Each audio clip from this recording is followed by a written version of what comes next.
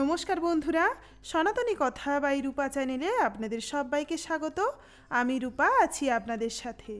সামনেই আসতে চলেছে আপনার আমার সবার প্রিয় দুর্গাপূজা। এই দুর্গাপূজার একটি অত্যন্ত গুরুত্বপূর্ণ অংশ হলো সন্ধি পূজা। আপনি আমি প্রায়জনই মণ্ডপে দাঁড়িয়ে এই সন্ধি পূজা উপভোগ করি, কিন্তু জানেন কি, এই সন্ধি পূজা দর্শন করার জন্য বা উপভোগ করার জন্য রয়েছে এক আশ্চর্য নিয়ম। এই সন্ধি পুজো কখনোই দেবী মায়ের একদম সম্মুখে অর্থাৎ মুখোমুখি দাঁড়িয়ে দেখতে নেই, কিছুটা পাশ থেকে দেখা উচিত। এর পেছনে রয়েছে এক রোমাঞ্চকর শাস্ত্রীয় ব্যাখ্যা। সেই ব্যাখ্যা জানতে অবশ্যই সাবস্ক্রাইব করুন আমার চ্যানেল সনাতনী কথা বাই রূপা।